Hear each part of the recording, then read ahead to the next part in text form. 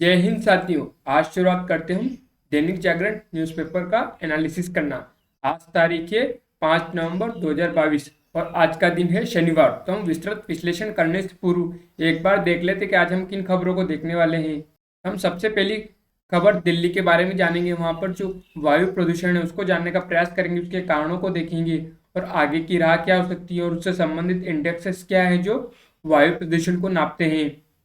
उसके अलावा हम उसके बारे में और भी चीज़ों को देखेंगे कि किस तरह से जो दिल्ली है वो अपनी एक लैंडलॉक स्थिति के कारण भी प्रदूषण का एक कारण बनता है, तो उसको भी हम देखने का प्रयास करेंगे।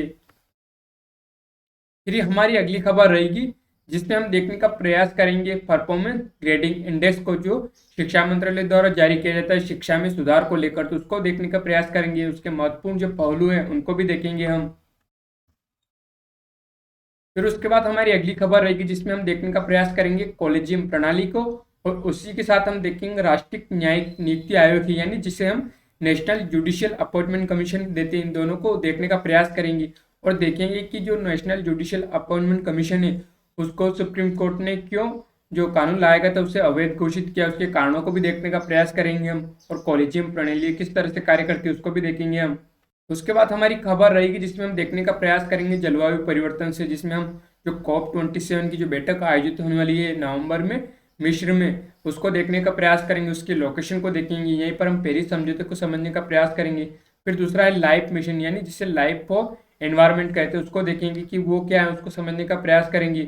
उसके अलावा आप कुछ अन्य इमेजेस लेंगे जिसके थ्रू समझेंगे कि किस तरह से हम दिनचर्या में जो अपनी लाइफ स्टाइल में चेंज करके जलवायु परिवर्तन है या जो क्लाइमेट चेंज या पर्यावरण संरक्षण की बात करती है उसमें अपना योगदान दे सकते हैं।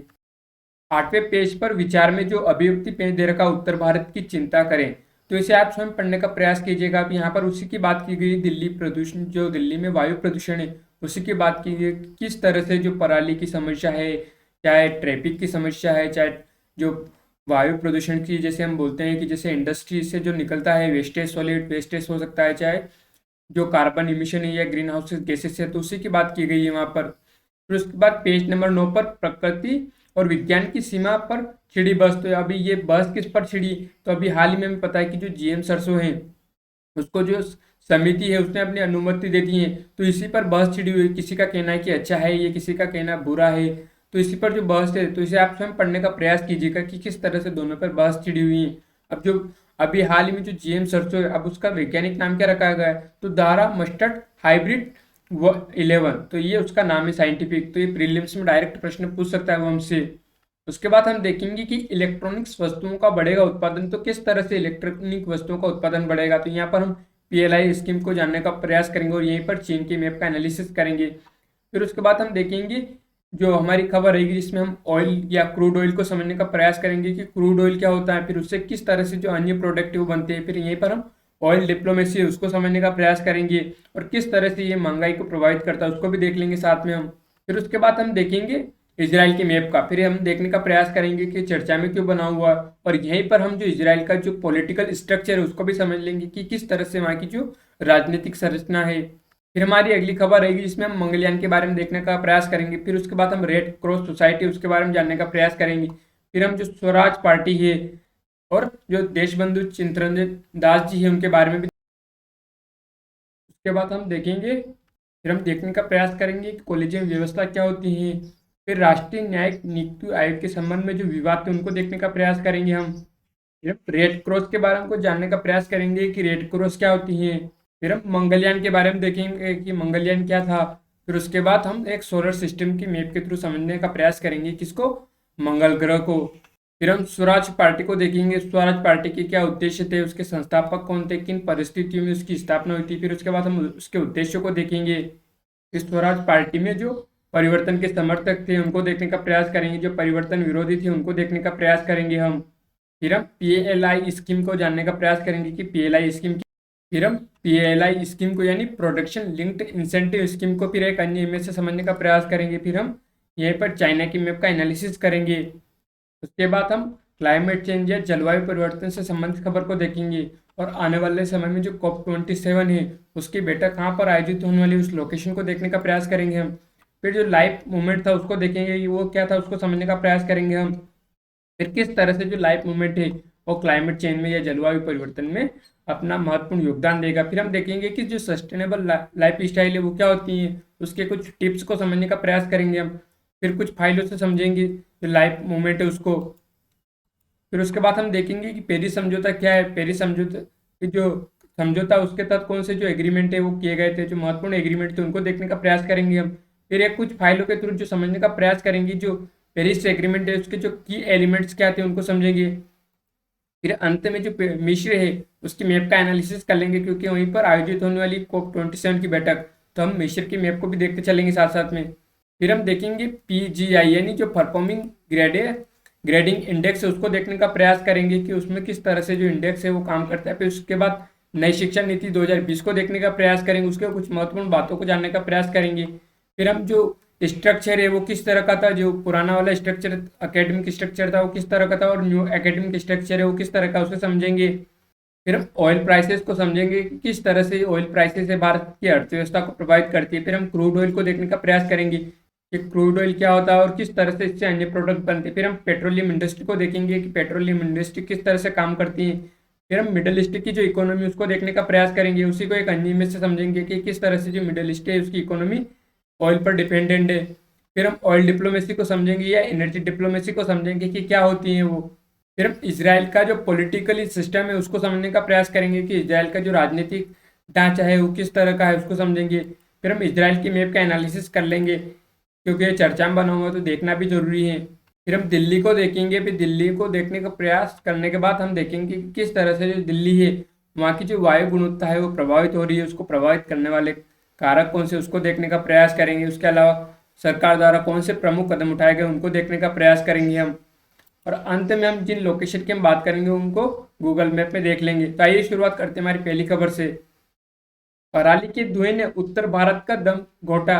तब देखते हैं कि जो दिल्ली है, दिल्ली से संबंधित है, तो उसे देखना है कि वहाँ की वायु प्रदूषण के कारण क्या है, प्रमुख चिंताएं क्या है, और उसके जो वायु प्रदूषण है उसको कम करने के लिए सरकार द्वारा क्या कदम उठाए गए हैं। तब आप इमेज पे आइए, तो यहाँ पर आप भारत के जो फिजिकल मैप है उसको देखिए, तो आप दिल्ली की लोकेशन को देखने का प्रयास कीजिए, तो आप देख पाएंगे कि ये यमुना नदी के किनारे अवस्थित है।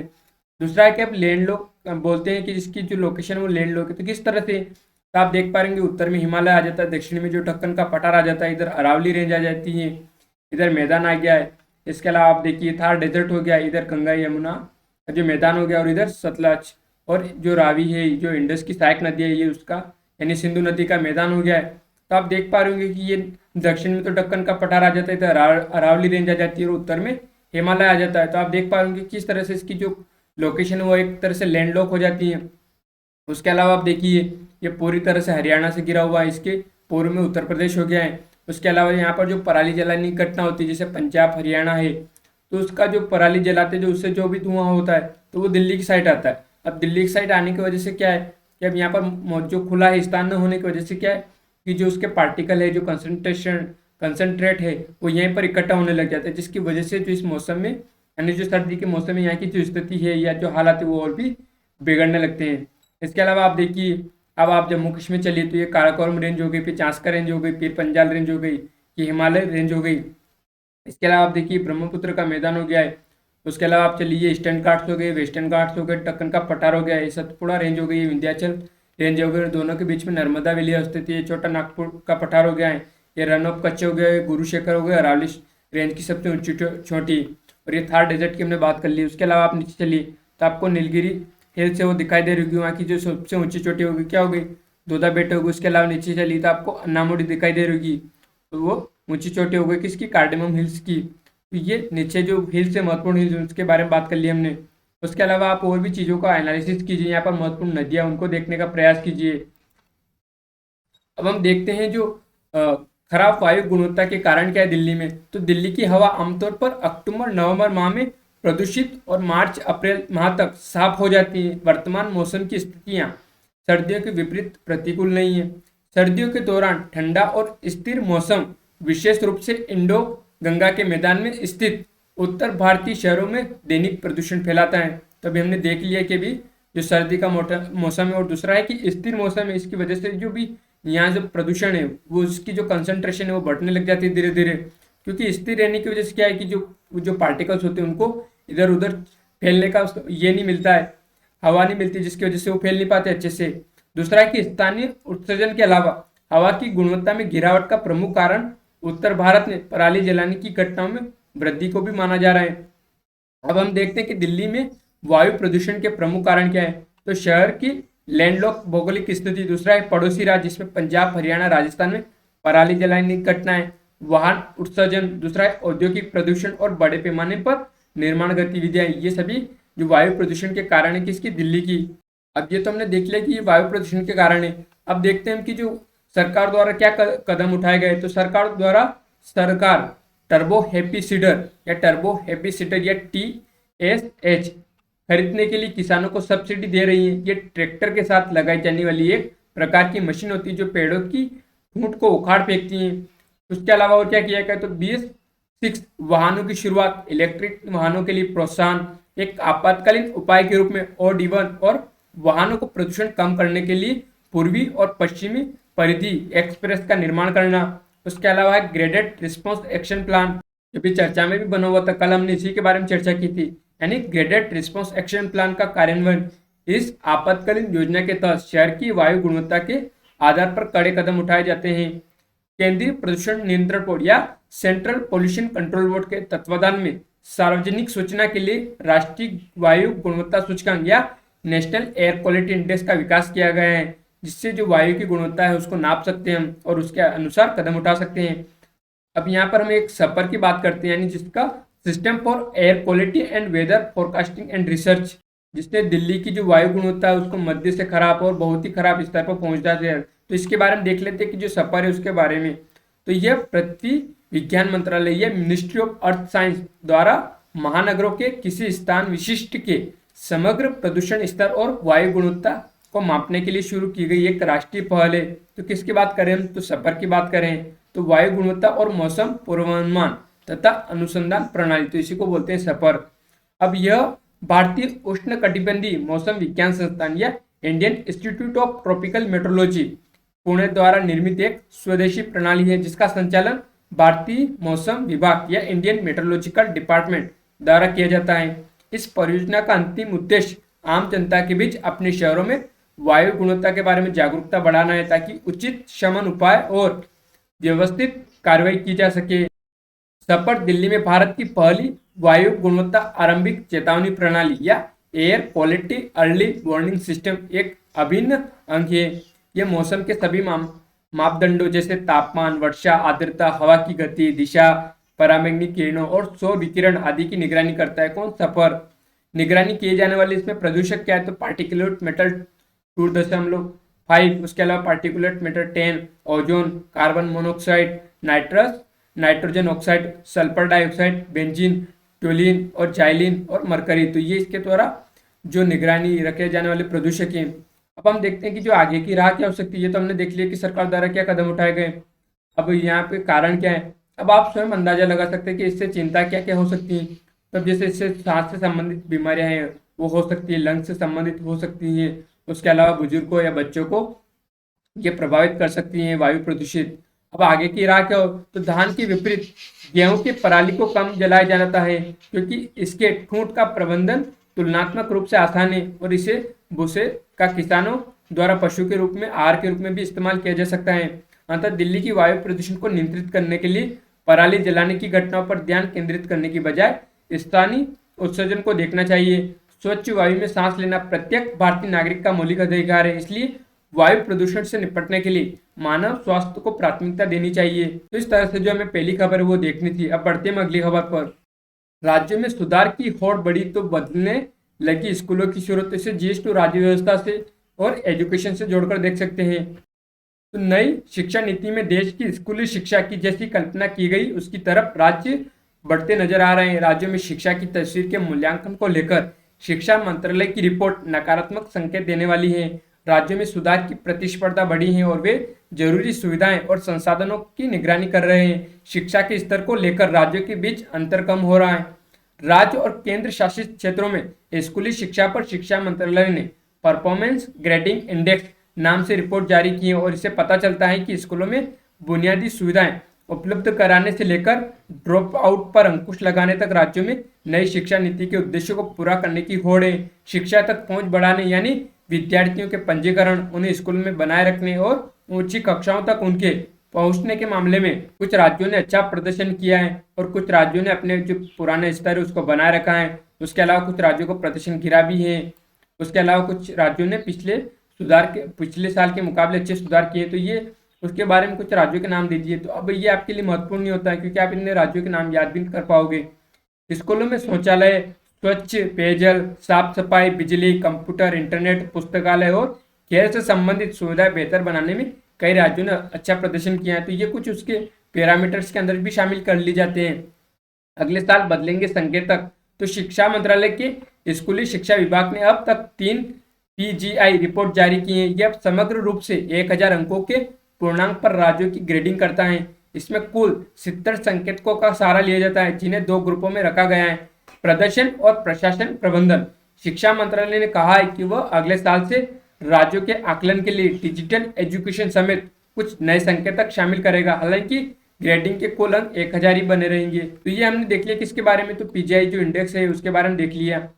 घट रही है असमानता। तो रिपोर्ट का एक अन्य उल्लेखनीय पहलू यह है कि राज्यों में स्कूली शिक्षा के ढांचे में असमानता, पहले जो स्तर होता था अब वह घट रहा है। 2021-22 के सत्र में सबसे अधिक अंक 928 पाने वाले राज्य और सबसे कम अंक 669 पाने वाले राज्यों के बीच 259 अंकों या 33% का फासला है। और 2017-18 की बात की जाए तो यह 51% का फासला था। तो देख सकते हैं कि आप किस तरह से जो पहले 51 था अब वो 33% हुआ, यानी जो असमानता का जो पहले का जो स्तर था वो धीरे धीरे कम हो रहा है। तो हमने जो पीजीआई की बात की तो अब उसका ये एक इमेज देखिए आप, तो इमेज पे देख के समझने का प्रयास कीजिए कि किस तरह से जो उनकी स्कोरिंग है वो की जाती है। तो यहाँ पर आप देख पा रहे होंगे ग्रेड हो गया, तो यहाँ level 1, level 2, level 3, level 4, level 5 ऐसे करते करते लेवल 10 तक जाता है।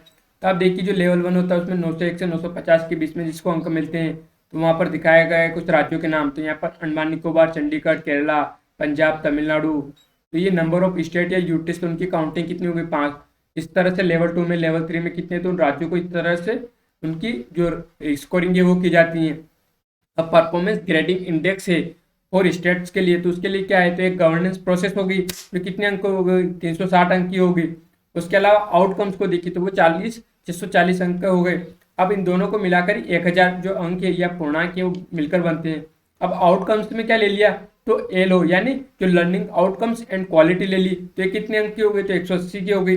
उसके बाद एक्सेस हो गई। उसके अलावा देखा जाए तो इंफ्रास्ट्रक्चर एंड फैसिलिटीज हो गई जो 150 जो स्कोरिंग रहेगा उसका। उसके बाद इक्विटी या समता जो 230 जो स्कोर है उसके वो रहेंगे। तो इस तरह से जो ये पीजीआई इंडेक्स है वो कार्य करता है या उसकी जो स्केल है वो इस तरह से कार्य करती है। अब हम नई शिक्षा नीति 2020 को देखते हैं।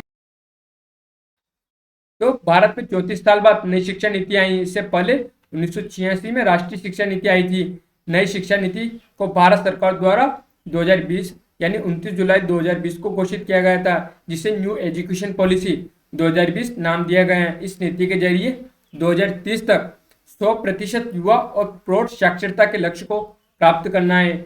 नई शिक्षा नीति में सबसे खास बदलाव 5+3+3+4 का प्रारूप है। अब हम देखते हैं कि जो 5+3+3+4 के प्रारूप में जो पहला 5 साल बच्चा प्री स्कूल और कक्षा 1 और कक्षा 2 में पढ़ेगा, इन्हें मिलाकर 5 साल पूरे हो जाएंगे। उसके बाद 8 साल से 11 साल की उम्र में आगे की 3 कक्षाएं यानी कक्षा 3, कक्षा 4, कक्षा 5 की पढ़ाई होगी। उसके बाद 11 से 14 साल की उम्र में कक्षा 6, 7, 8 की पढ़ाई होगी।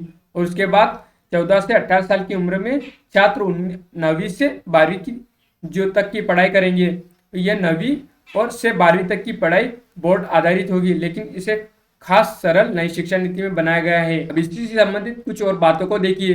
तो उपयुक्त प्रमाणीकरण के साथ पाठ्यक्रमों के बीच में नामांकन या निकास की अनुमति होगी। ट्रांसफर ऑफ क्रेडिट की सुविधा के लिए अकादमिक बैंक ऑफ क्रेडिट की स्थापना की जाएगी।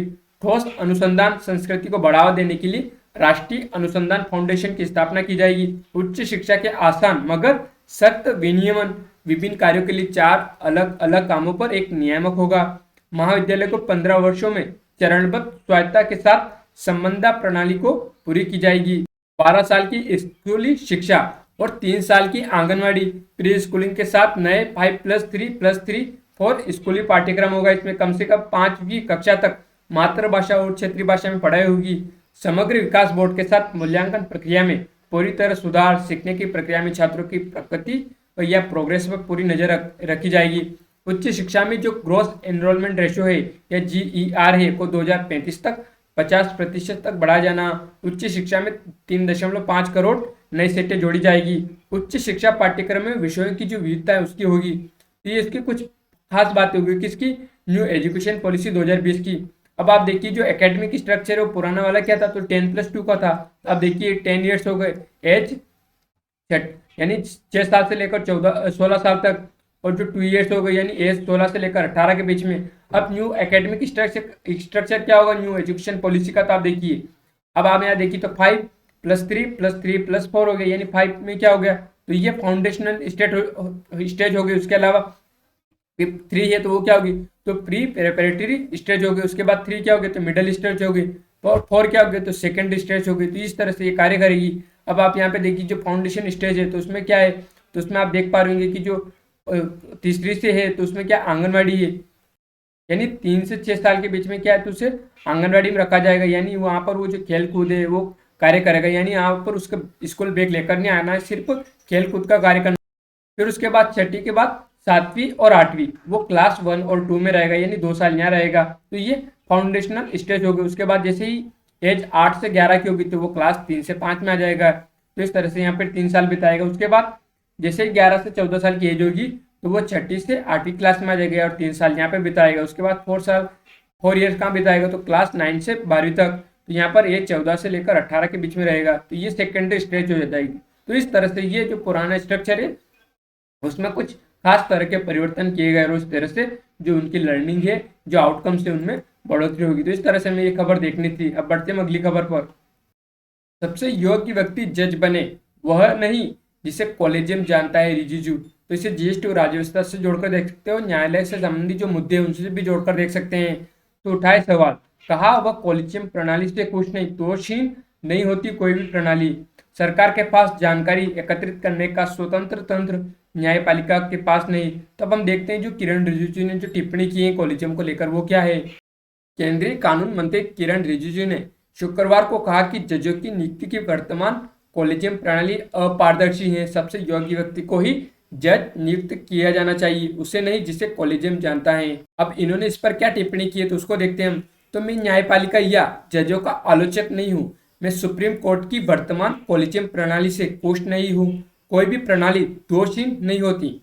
हमें हमेशा प्रणाली को बेहतर बनाने की दिशा में काम करना चाहिए। प्रणाली को जवाबदेह और पारदर्शी होना चाहिए। अगर यह अपारदर्शी है तो संबंधित मंत्री नहीं बोलेगा तो उसके विरुद्ध और कौन बोलेगा। तो ये इनके कुछ कमेंट थे या टिप्पणी थी कॉलेजियम प्रणाली को लेकर। वर्तमान कॉलेजियम प्रणाली का बुनियादी दोष यह है कि जज अपने उन साथियों की सिफारिश कर रहे हैं जिन्हें वे जानते हैं, लिहाजा वे उस जज की सिफारिश नहीं करेंगे जिसे वे नहीं जानते हैं।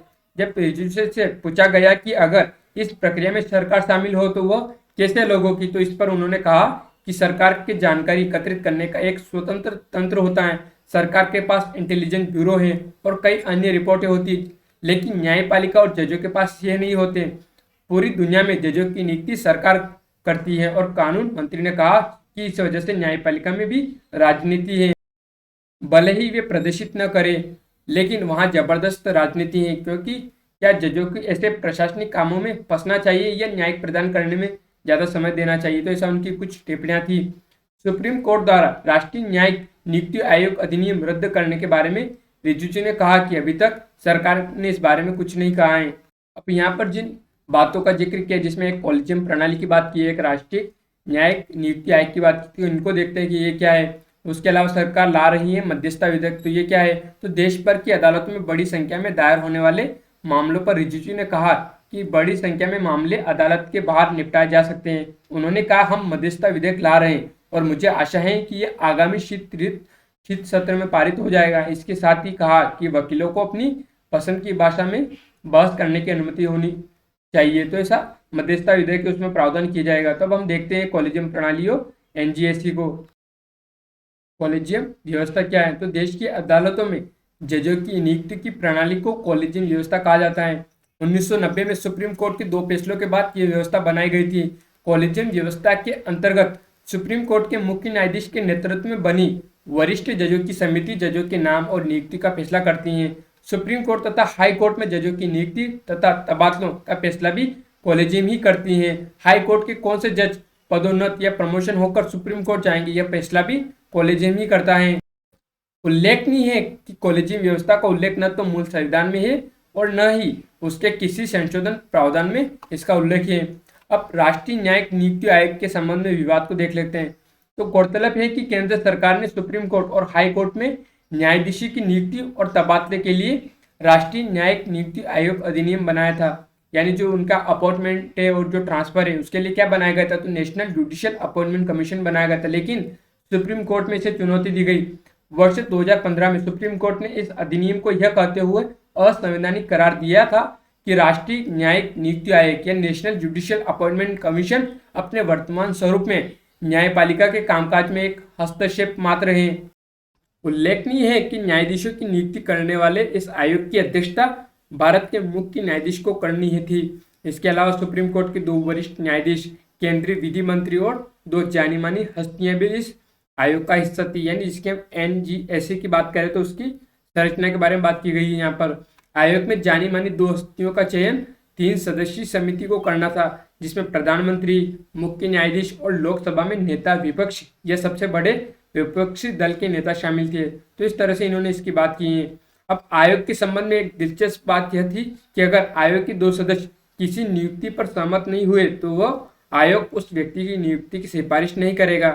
गौरतलब है कि शीर्ष न्यायपालिका में न्यायाधीशों की नियुक्ति की कॉलेजियम प्रणाली में व्यापक पारदर्शिता लाने की बात हमेशा से हो रही, लेकिन दुर्भाग्य से यह अभी तक इस दिशा में कोई उल्लेखनीय प्रोग्रेस नहीं हुई और शीर्ष न्यायालय में न्यायाधीशों के बहुत पद रिक्त है। तो इस तरह से हमें देखनी थी किसके बारे में, नेशनल जुडिशियल अपॉइंटमेंट कमीशन के बारे में और कॉलेजियम प्रणाली के बारे में। तो बढ़ते हैं अगली खबर पर। जलवायु परिवर्तन से लड़ने के लिए विकसित देशों से मदद मांगेगा भारत, भूपेंद्र यादव। तो इसे GS2 अंतर्राष्ट्रीय संबंध से और GS3 कंजर्वेशन इन्वायरमेंट इकोलॉजी से जोड़कर देख सकते हैं हम। तो जलवायु परिवर्तन से लड़ने के लिए भारत विकसित देशों से मदद मांगेगा। COP27 यानी कॉन्फ्रेंस ऑफ पार्टीज 27 की बैठक से पहले केंद्रीय पर्यावरण मंत्री भूपेंद्र यादव ने कहा कि भारत विकासशील देशों के लिए वित्त और प्रौद्योगिकी हस्तांतरण की मांग भी विकसित देशों से करेगा, ताकि इन देशों को जलवायु परिवर्तन से निपटने में मदद मिल सके। यानी जो टेक्नोलॉजी है और जो फाइनेंस की बात की गई है यहाँ पर कि किस तरह से जो डेवलपमेंट है उसको प्रभावित किए बिना ही जो टेक्नोलॉजी है और जो वित्त है वो मुहैया कराया जाए विकासशील देशों को विकसित देशों द्वारा। भूपेंद्र यादव ने कहा कि भारत वह उन कुछ देशों में से एक है जिसने पेरिस समझौते में निर्धारित लक्ष्यों को पूरा किया है। इसके अलावा प्रधानमंत्री नरेंद्र मोदी ने लाइफ मिशन के माध्यम से पर्यावरण अनुकूल जीवन शैली पर जोर दिया है। उन्होंने कहा कि COP27 में वित्त, प्रौद्योगिकी हस्तांतरण और क्षमता निर्माण के मामले में कार्रवाई होनी चाहिए। ये हमारा समग्र दृष्टिकोण है। मिस्र में 6 से 18 नवंबर तक होने वाले COP27 में जो भूपेंद्र यादव है वो शामिल होंगे। तो अब यहाँ पर जिन बातों का जिक्र किया उनको देखते हैं हम। अब आज आप इस इमेज को देखिए तो आप कुछ अंदाजा लगाइए। तो प्रोटेक्ट द एनवायरमेंट नाउ, आप देखिए, so it's still there when we get out the. तो इस तरह से आप इसको देखने का प्रयास कीजिए, अच्छे से एनालिसिस कीजिए। अब हम देखते हैं जहाँ पे COP27 की जो बैठक आयोजित होने वाली है, कहाँ पर आयोजित होने वाली, मिस्र के तो शर्म एल शेख जो शहर है वहाँ पर आयोजित होने वाली इजिप्ट के। तो इसके लोकेशन को देखिए तो नील नदी होगी, तो नील नदी की किस दिशा में है, तो पूर्व की दिशा में। जो शर्म एल शेख है वहाँ पर कौन से खाड़ियाँ हैं, तो एक गल्फ ऑफ सेज और एक गल्फ ऑफ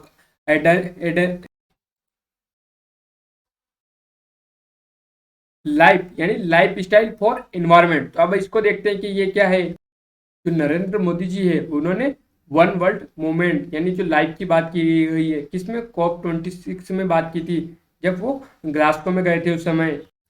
और इसके बारे में बात की जाए लाइफ मूवमेंट के बारे में तो क्या है, तो पर्यावरण के प्रति जागरूक जीवन शैली का एक जन आंदोलन है। उसके अलावा जो लाइफ मूवमेंट है ये लाइफ स्टाइल फॉर एनवायरमेंट तो किस चीज़ों पर जोर देता है, तो ये ऊर्जा उत्पादन पर यानी एनर्जी कंजर्वेशन पे, उसके अलावा एनर्जी प्रोडक्शन पे और सस्टेनेबल लिविंग पर, यानी जो टिकाऊ जीवन शैली है उस पर अपना जोर है वो देने का प्रयास करता है ये। उसके अलावा आप देखिए लाइफ स्टाइल फॉर इन्वायरमेंट, तो इसी के उद्देश्य क्या है कि किस तरह से जो हमारा जो इन्वायरमेंटल फुटप्रिंट है उसको कम किया जा सके। दूसरा है कि जो सस्टेनेबल प्रैक्टिसेस उनको बढ़ाया जा सके। आप यहाँ पर इमेज से देखिए, इमेज से आप और अच्छे से एनालिसिस कीजिए कि किस तरह से ये बिल्डिंग्स में जो सोलर प्लेट्स है उनका इस्तेमाल किया जा रहा है, किस तरह से जो ई वेस्ट है उसका पुनर्भरण या रिसाइकलिंग की जा रही है। उसके अलावा किस तरह से जो ई व्हीकल है उनका इस्तेमाल किया जा रहा है, किस तरह से जो संसाधन है पर्यावरण में उनका संरक्षण किया जा रहा है। तो आप देखिए यहाँ पर कुछ टिप्स दी गई है सस्टेनेबल लाइफस्टाइल के लिए। तो सबसे पहले दे रखी है कि रिस्पॉन्सिबल कंजप्शन, जिसके अंदर क्या है कि जो reduce food and water wastage है। उसके अलावा है कि जो सर्कुलर इकोनॉमी है उसको बढ़ावा दी जाए, एनर्जी एफिशिएंसी उसको बढ़ाई जा सके। दूसरा है सस्टेनेबल मोबिलिटी, जिसमें आप पब्लिक ट्रांसपोर्ट है जो ई व्हीकल है उनका इस्तेमाल कीजिए। उसके अलावा है सस्टेनेबल फूड, यानी जो ऑर्गेनिक फूड से उनको इस्तेमाल कीजिए। दूसरा है कि जो मोर फ्रूट्स एंड वेजिटेबल्स है उनको इस्तेमाल कीजिए। दूसरा है कि जो मीट एंड फिश है उनको कम से कम इस्तेमाल कीजिए। अब उसके अलावा है कि सस्टेनेबल डिजाइन, तो यहाँ पर कहना चाह रहा है कि आप उस तरह के जो टी शर्ट है और जो ग्लासेस है, जो शूज है या टूथब्रशेस है जो इको डिजाइन है उनका इस्तेमाल कीजिए। Recycle and use less plastic, यानी आप जो रिसाइकल हो सके उस तरह की जो प्लास्टिक है उनका इस्तेमाल कीजिए, और जहाँ तक हो सके जो प्लास्टिक है उसका उपयोग अवॉइड कीजिए। और सिंगल यूज प्लास्टिक है तो उसको तो बिल्कुल ही आप न के बराबर ही उपयोग कीजिए।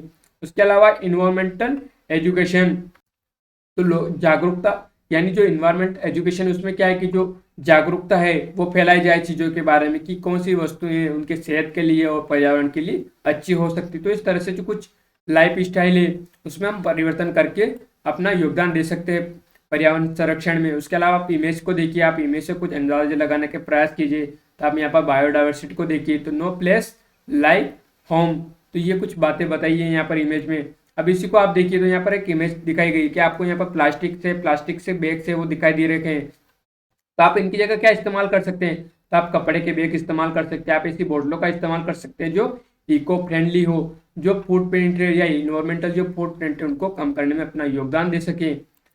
अब हम पेरिस समझौते की बात करते हैं जिनका हमने अभी जिक्र किया था।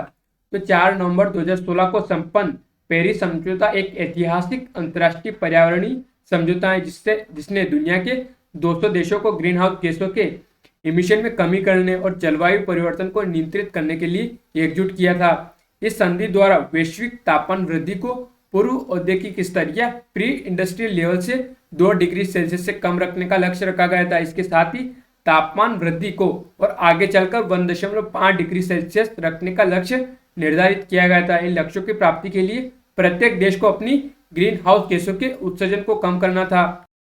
वर्ष 1992 में जलवायु परिवर्तन पर संयुक्त राष्ट्र फ्रेमवर्क कन्वेंशन या United nation framework convention on climate change या यूएनएफसीसीसी की स्थापना के बाद जलवायु परिवर्तन को नियंत्रित करने की दिशा में यह एक सर्वाधिक महत्वपूर्ण कदम माना जाता है। इस संधि द्वारा विकसित तथा अमीर देशों को निर्देशित किया गया था कि वे जलवायु परिवर्तन के इन लक्ष्यों की प्राप्ति के लिए विकासशील देशों को आर्थिक तथा तकनीकी मदद प्रदान करेंगे, लेकिन अभी तक जो ये वादा था वो पूरा नहीं हो पाया है।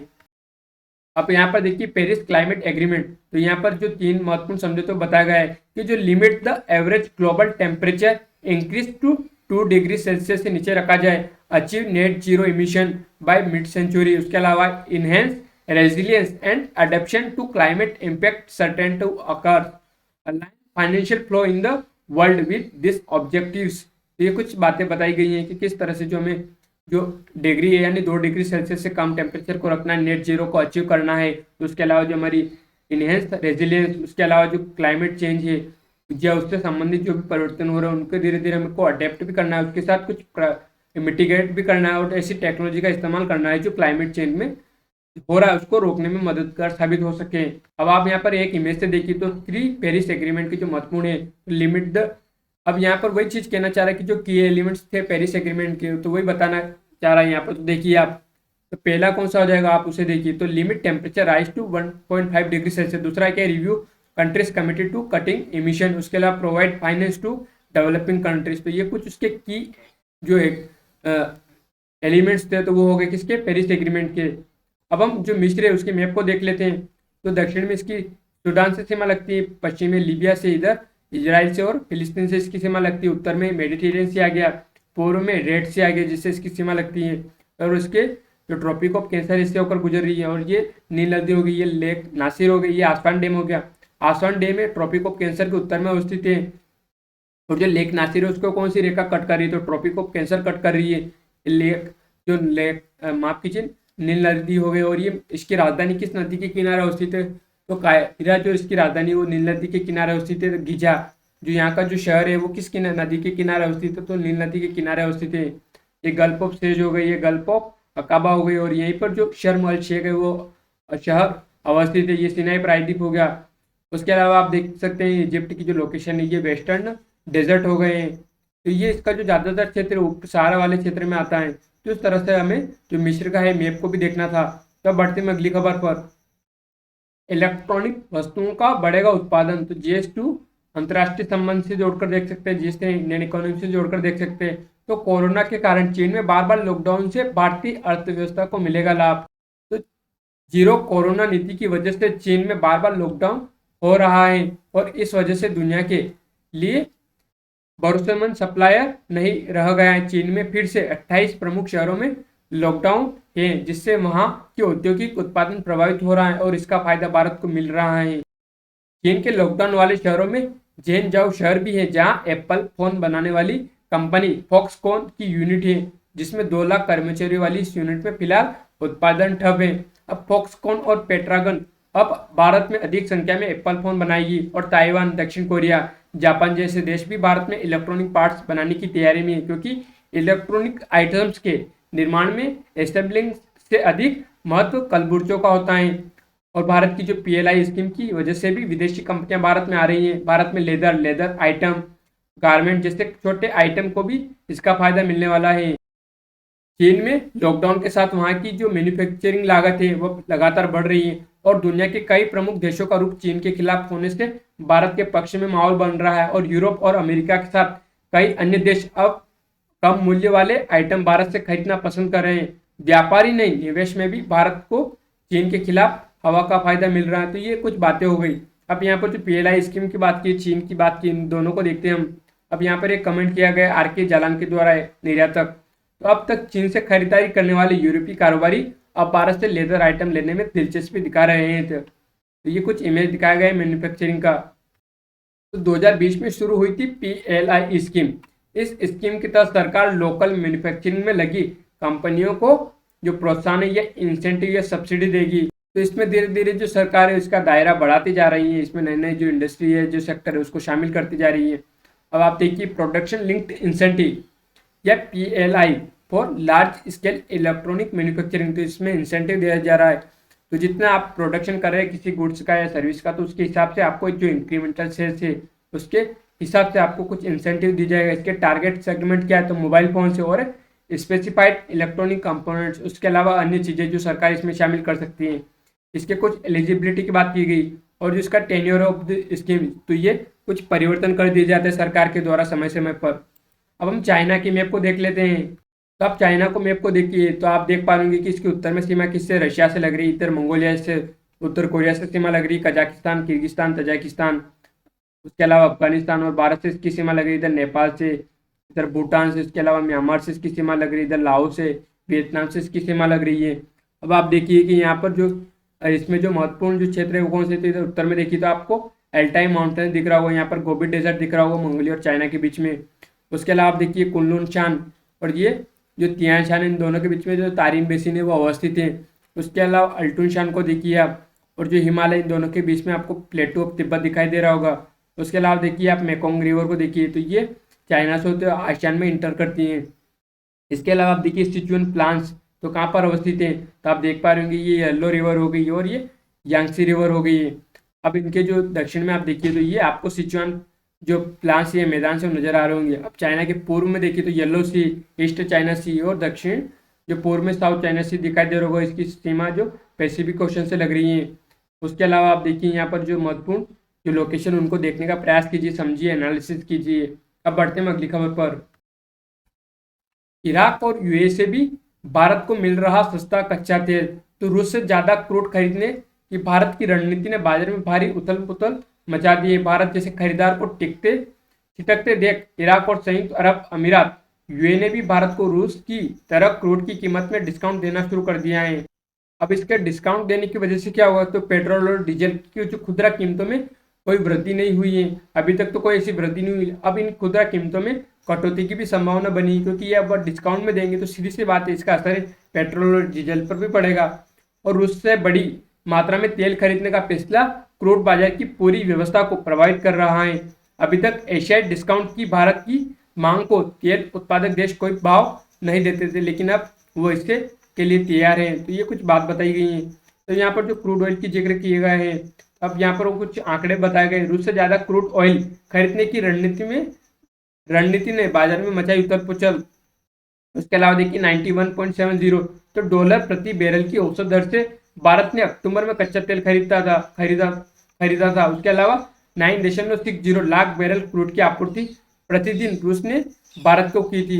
तो यहाँ पर औसत क्रूड खरीद का जो मूल्य वो देखिए आप, तो धीरे धीरे आपको उसकी जो कीमत है वो गिरती हुई दिखाई दे रही होगी।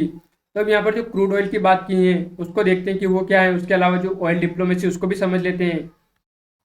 तो ऑयल प्राइसेस, तो आप देखिए कि किस तरह से जो ऑयल प्राइसेस है वो जो रेवेन्यू है जनरेट कर रही है मिडल ईस्ट की इकोनॉमी है।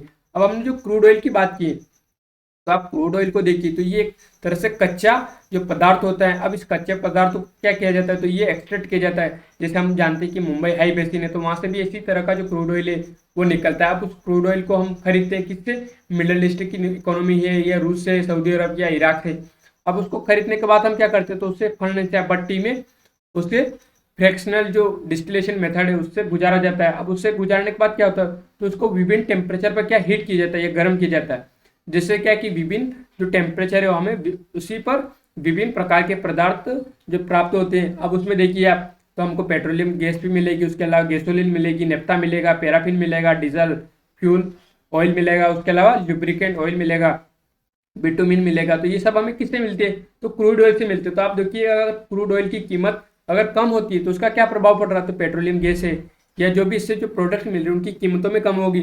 अब इनकी कीमतों में कम होने से क्या होगा, अब मान लीजिए कि पेट्रोलियम गैस है उसकी कीमत में कम हुई, तो जब हम एलपीजी सिलेंडर खरीदते हैं तो उसकी कीमत कम होगी। तो अब उससे क्या होगा कि जो आम उपभोक्ता है उसको जो इससे राहत भी मिलेगी। उसके अलावा बिटुमिन को देखिए तो ये सड़क निर्माण में काम किया जाता है। लुब्रिकेंट ऑयल को देखिए तो ये जो मशीनरी है उनके लिए इस्तेमाल किया जाता है। फ्यूल ऑयल को देखिए आप, डीजल को देखिए, पैराफिन को देखिए, नेफ्ता को देखिए, उसके अलावा गैसोलीन को देखिए। तो अगर पैराफिन अगर सस्ता होता है, जो वायुयान उनमें इसका इस्तेमाल किया जाता है, तो उनकी जो किराए है, जो टिकट है वो भी सस्ती होगी।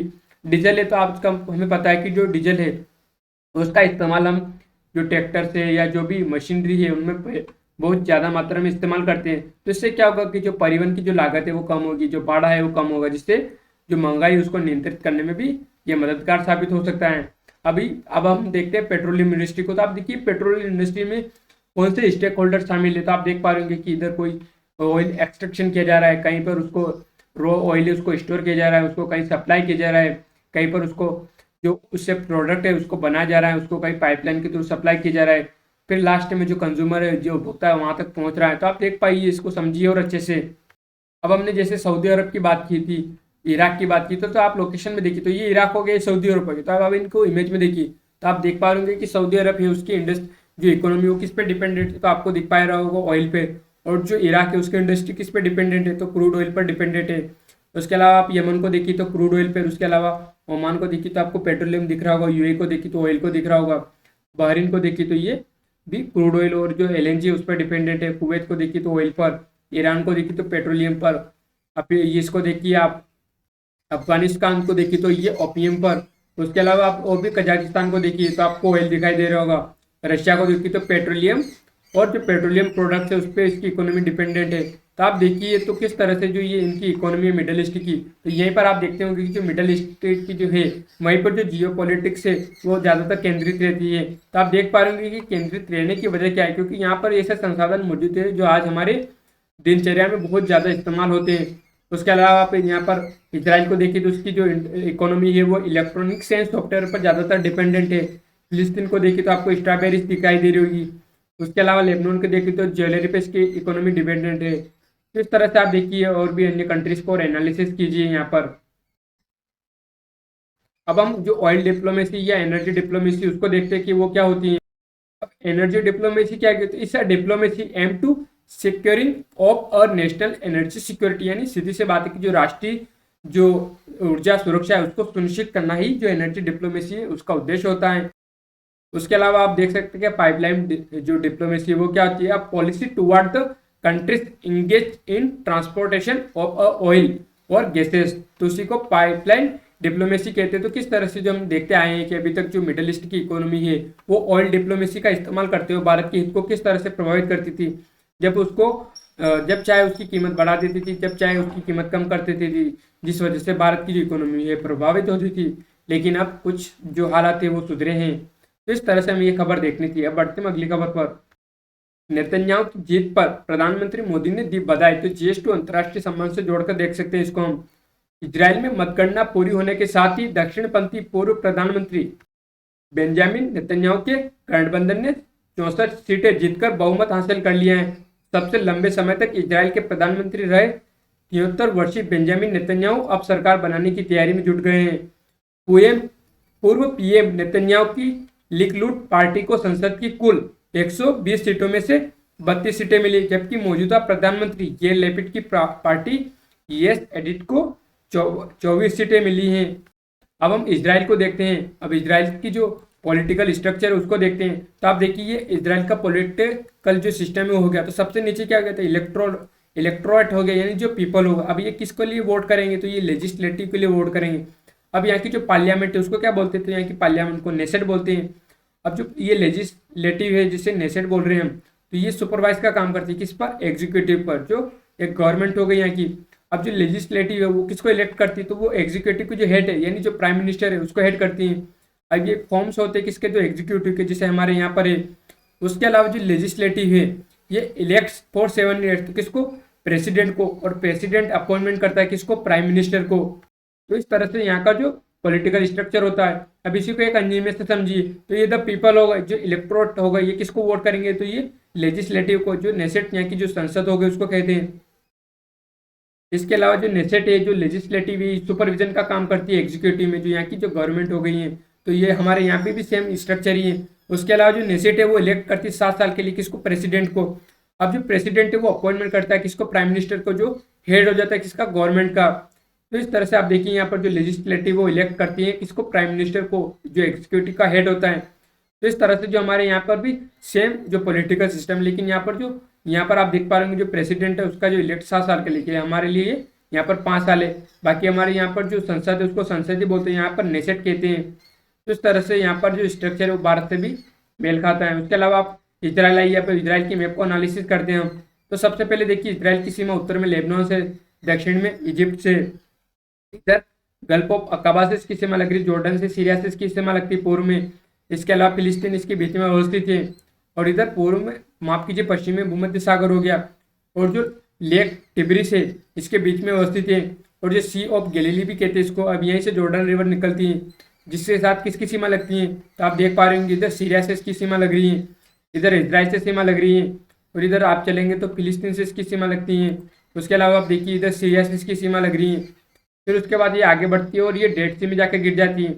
अब डेड सी को देखिए किसके साथ सीमा लग रही है, तो इजराइल, फिलिस्तीन, और आप देख पा रहे होंगे जो सीरिया है, या माफ कीजिए जो जॉर्डन है उसके साथ इसकी सीमा लग रही है। तो इस तरह से आप देखिए।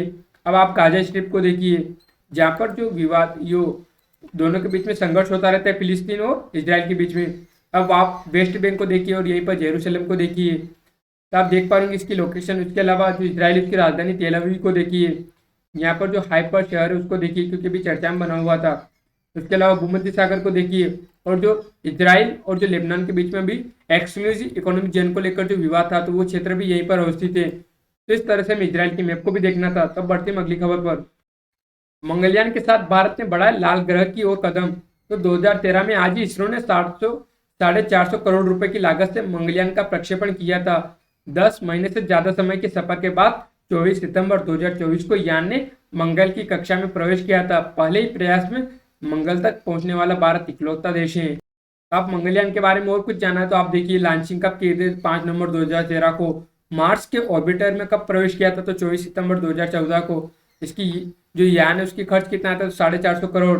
कुल दूरी कितनी तय की, तो 65 करोड़ किलोमीटर। हर भारतीय पर खर्च कितना है, तो 4 रुपए का। प्रति किलोमीटर खर्च कितना है, तो 11.5 रुपए प्रति किलोमीटर जितना रिक्शा वाला 1 किलोमीटर के लिए लेता है। अब हम जो मार्स की बात करें, यानी जो मंगलयान, मंगल ग्रह की बात कर लेते हैं हम, यानी मार्स जहाँ पर भेजा गया था, या मंगलयान जहाँ पर भेजा गया था, तो आप देखिए ये मंगल ग्रह हो गया। तो आप देखिए सूर्य होगा, मरकरी, वेनस, अर्थ और मार्स, उसके अलावा जुपिटर, सटर्न, यूरेनस और नेपच्यून। तो ये इनका क्रम हो जाता है सूर्य से दूरी के अनुसार। उसके अलावा देखिए जो मार्स है वो किसके बीच में, तो अर्थ और जुपिटर के बीच में। उसके अलावा आप देख सकते हैं इसकी जो लोकेशन है वो कहाँ पर है। उसके अलावा इस सूर्य से कितने नंबर पर आता है, तो 4th नंबर पर आता है। लास्ट से कितने नंबर पर आता है, तो 5th नंबर पर आता है। इसके अलावा यहीं पर जो बेल्ट है, कौन सी एस्टेरॉइड बेल्ट है, वो अवस्थित है।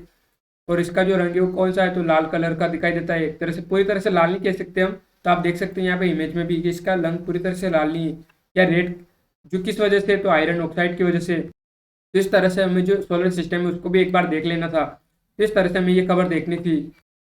अब हम देखते हैं अगली खबर। तो आपात स्थिति में सहयोग के लिए बनी इंडियन रेड क्रॉस सोसाइटी। तो 1920 में आज ही इंडियन रेड क्रॉस सोसाइटी की स्थापना की गई थी। इस संगठन का उद्देश्य आपातकालीन परिस्थितियों में पीड़ितों को मानवीय सहायता पहुंचाना है। यह अंतर्राष्ट्रीय रेड क्रॉस सोसाइटी का हिस्सा है। 1970 में स्थापना के अर्ध शताब्दी वर्ष में डाक टिकट भी जारी किया गया था। तो अब यहाँ पर जो अंतर्राष्ट्रीय रेड क्रॉस सोसाइटी की बात की, तो उसको देखते हैं कि वो क्या है, जिनकी बचाने वाले। तो इंटरनेशनल रेड क्रॉस की स्थापना साल 1864 में 22 अगस्त को हुई थी। तो आप देखिए स्विस बैंकर हेनरी डुनेट ने रेड क्रॉस को खड़ा करने में अहम भूमिका निभाई थी। अब यहाँ पर बताया गया कि इस संस्था को कब नोबेल पुरस्कार मिला है, तो 1917 में, 44 में और 63 में से नोबेल पुरस्कार से सम्मानित किया गया है। दुनिया भर में इसके तहत 9.7 करोड़ वॉलेंटियर कर्मचारी और सहायक हैं। 12 देश और रियासतों ने जिनेवा कन्वेंशन पर दस्तखत किए, जिसके तहत दिशा निर्देश तय किए गए थे। उसके अलावा ये संस्था जंग के दौरान मानवीयता से जुड़े कदम उठाने के लिए जानी जाती है। तो ये रेड क्रॉस के बारे में बात हो गई। तो इस तरह से हमें ये खबर देखनी थी। तब बढ़ते हम अगली खबर पर। देश बंधु चित्तरंजन दास ने दान कर दी थी सारी संपत्ति। तो देश बंधु चित्तरंजन दास का जन्म 1877 में आज ही कलकत्ता या अब कोलकाता में हुआ था। वह कलकत्ता हाई कोर्ट के प्रबुद्ध वकील थे। 1908 में अलीपुर बम केस में बिना फीस लिए अरविंद घोष का बचाव कर वह क्रांतिकारियों के हीरो बन गए थे। उन्होंने बिना फीस लिए कई अन्य क्रांतिकारियों की पैरवी भी की थी। असहयोग आंदोलन के दौरान वकालत छोड़ दी और सारी संपत्ति दान कर दी थी। इसी त्याग के बाद उन्हें देश बंधु कहा जाने लगा। कुछ समय कांग्रेस अध्यक्ष रहे। गांधी जी से मतभेद के बाद स्वराज पार्टी बनाई और खराब स्वास्थ्य के कारण 1925 में उनका निधन हो गया। तो अब इसे किससे जोड़कर देख सकते हैं, तो GS1 मॉडर्न हिस्ट्री से, उसके अलावा INC यानी इंडियन नेशनल कांग्रेस और फ्रीडम स्ट्रगल से जोड़कर देख सकते हैं हम। अब यहाँ पर हम स्वराज पार्टी के और बारे में जानते हैं। स्वराज पार्टी का इतिहास, स्थापना और उद्देश्यों को देखते हैं हम। तो आप देखिए स्वराज पार्टी दिखाई दे रहा है। तो यहाँ पर आपको चित्तरंजन जी दास और जो मोतीलाल नेहरू उनकी इमेज दिखाई दे रही है, जिन्होंने जो स्वराज पार्टी है उसकी स्थापना की थी। स्वराज का अर्थ हो गया स्वयं का राज या शासन, यानी सेल्फ रूल या सेल्फ गवर्नमेंट। स्वराज पार्टी को स्वराज दल के नाम से भी जाना जाता है। चोरी चोरा कांड के बाद इस पार्टी की स्थापना कांग्रेस के नेताओं ने की थी और स्वराज दल ने देश को आजाद कराने में अहम भूमिका निभाई थी। हम स्वराज पार्टी की स्थापना देखते हैं, यानी इस्टेब्लिशमेंट ऑफ स्वराज पार्टी।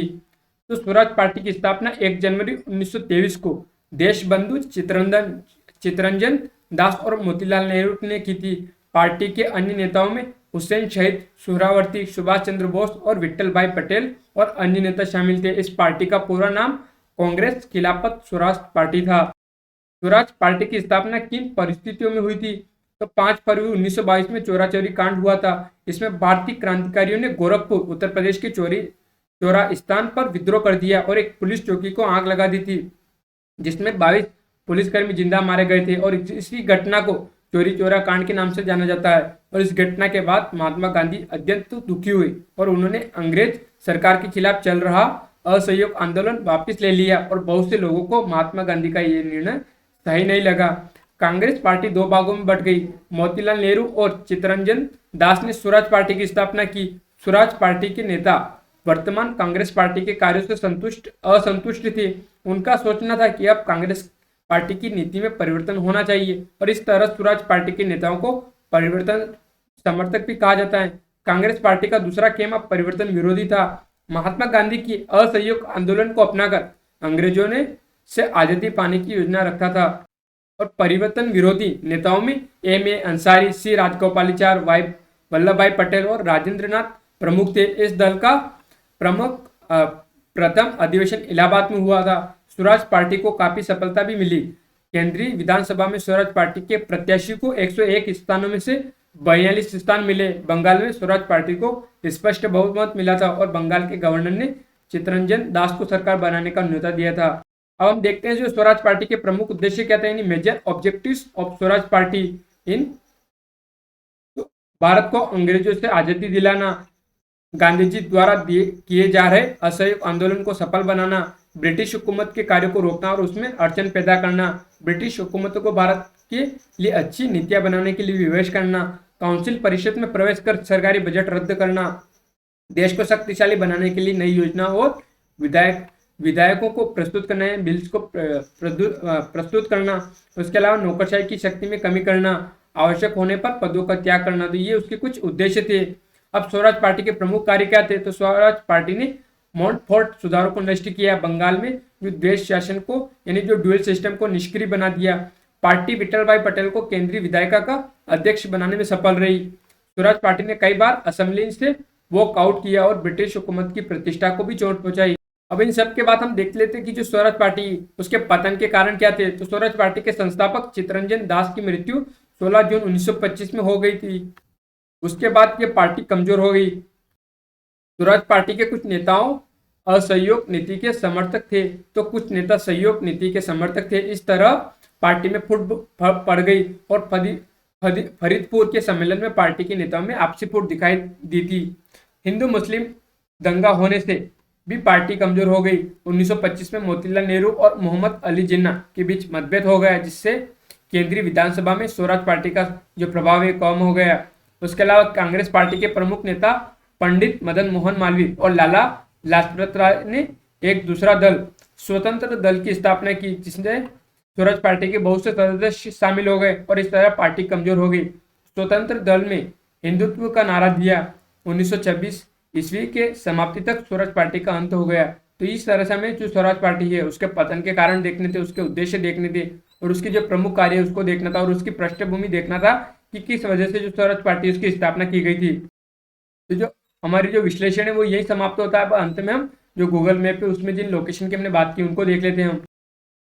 तो उसके अलावा आप जो स्वराज पार्टी की हम बात करें तो जो परिवर्तन समर्थक है उनको भी देख लीजिए। तो ये मोतीलाल नेहरू, C.R. दास और अजमल खान, तो ये परिवर्तन समर्थक थे। अब परिवर्तन विरोधी कौन थे, तो A. अंसारी, उसके अलावा C. राजगोपालाचारी, वल्लभ भाई पटेल और राजेंद्र प्रसाद, तो ये कुछ परिवर्तन विरोधी थे और कुछ परिवर्तन समर्थक थे। तो इस तरह से प्रीलिम्स में डायरेक्ट प्रश्न बन सकता है कि जो स्वराज पार्टी में जो परिवर्तन जो स्थापना की गई तो उससे पहले जो परिवर्तन समर्थक कौन थे, परिवर्तन विरोधी कौन थे, तो डायरेक्ट प्रश्न बन सकते हैं यहाँ से। तब हम जो गूगल मैप पे उसको देखते हैं। तो ये हमारा प्यारा भारत हो गया। तो सबसे पहले हम चलते हैं इजराइल। तो अरब सागर से होते हुए अदन की खाड़ी से बाप अलमुंडा की स्टेट से होते हुए लाल सागर से होते हुए हम पहुंच गए इजराइल। तो आप इजराइल की लोकेशन को देखिए। तो इजराइल की दक्षिण में सीमा किससे लग रही है, तो फिलिस्तीन से। और यहाँ पर अकाबा की खाड़ी हो गई है। आप देखिए इसकी लोकेशन। इसके अलावा इसकी सीमा किससे लग रही है, तो जॉर्डन से इसकी सीमा लग रही है, फिलिस्तीन से इसकी सीमा लग रही है और इधर आप देख पा रहे होंगे सीरिया से, लेबनान से इसकी सीमा लग रही है। आप यहाँ पर देखिए तो ये आपको गलील सागर दिखाई दे रहा होगा, ये सी ऑफ गलील दिखाई दे रहा होगा। यहीं से जो जॉर्डन रिवर है वो दिखाई दे रही होगी आपको, जॉर्डन रिवर निकलती हुई। और ये कहाँ जाके गिरती है, तो ये डेड सी में जाकर गिर जाती है। तो आप डेड सी की लोकेशन को देखिए यहाँ पर, जिसे हम मृत सागर भी कहते हैं। तो इसकी सीमा फिलिस्तीन से, इजराइल से हो। इधर आप देख पा रहे होंगे जॉर्डन से इसकी सीमा लग रही है। इसके अलावा आप राजधानी देखिए तेल अवीव, किसकी, इजराइल की। उसके अलावा गाजा स्ट्रिप हो वेस्ट बैंक को देखिए, जहाँ पर जो फिलिस्तीन का जो क्षेत्र हो गया। और जो गाजा स्ट्रिप को देखिए जो महत्वपूर्ण हो जाती है, क्योंकि यहाँ पर फिलिस्तीन और इजराइल के बीच में संघर्ष चलता रहता है, इसकी वजह से भी ये चर्चा में बना रहता है। उसके अलावा आप हाइफा को देखिए, तो ये किससे संबंधित है, तो ये इजराइल से संबंधित है। उसके अलावा आप यहाँ पर लेबनान और जो इजराइल है उसके क्षेत्र को भी देख सकते हैं, जो समुद्र में है, भूमध्य सागर में। उसके अलावा आप यहाँ पर देखने का प्रयास कीजिए वेस्ट बैंक। तो वेस्ट बैंक में आप जो महत्वपूर्ण शहर है उनको देखिए, जैसे तो ये कुछ इमेजेस दिखाई दे रही है जेरूसलम की, तो आप देखिए इनको।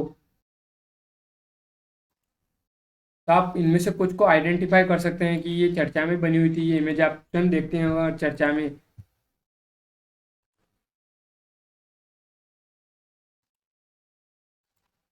तो आप इन इमेजेस को देखिए अच्छे से।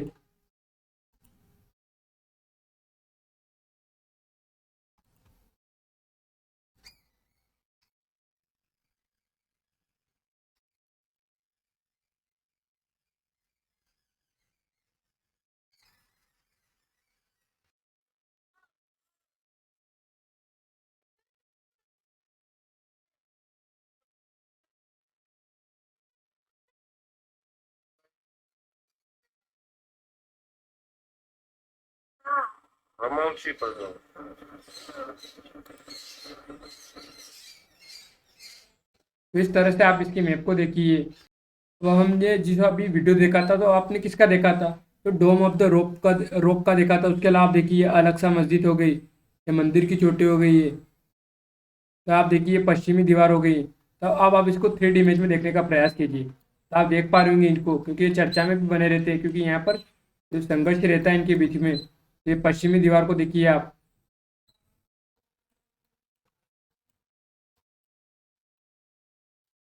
ये अलग सा मस्जिद दिखाई दे रही है।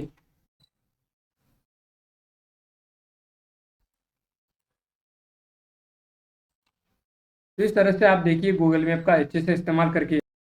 अब आप चाइना आ जाइए, तो चाइना में आप देखिए इसकी सीमा किससे लग रही है, तो उत्तर कोरिया से, मंगोलिया से, रशिया से, उसके अलावा कजाकिस्तान से, किर्गिस्तान से इसकी सीमा लग रही है। इधर आप देखिए तजाकिस्तान से इसकी सीमा लग रही है। इधर आप देख पा रहे होंगे अफगानिस्तान से, भारत से, नेपाल से, भूटान से इसकी सीमा लग रही है, म्यांमार से। उसके अलावा इधर लाओस से, वियतनाम से इसकी सीमा लग रही है। और इधर आप देखिए इसका ज़्यादातर क्षेत्र आपको इधर ग्रीनरी दिखाई दे रहा होगा। तो इधर यांगसी और येलो रिवर अवस्थित है। इधर तिब्बत का पठार हो गया है। उसके अलावा देखिए ये तारिम बेसिन हो गया, अल्टाई शान हो गया, यहीं पर अवस्थित है। ये गोबी डेजर्ट है, वो यहीं पर अवस्थित है। उसके अलावा आप इसकी फिजिकल मैप को देखिए तो आप और अच्छे से समझ पाएंगे। तो आप देखिए तारिम बेसिन हो गया, तो आप स्वयं यहाँ पर इमेज में देखकर अंदाजा लगा पा रहे कि ये क्षेत्र आपको कितना ऊंचा दिखाई दे रहा होगा यहाँ से। ये हिमालय वाला क्षेत्र हो गया यहाँ पर भारत में। तो इस तरह से हमें जो चीन है उसका फिजिकल मैप देखना था। जो हमारा विश्लेषण है वो यही समाप्त करते हैं आज। धन्यवाद।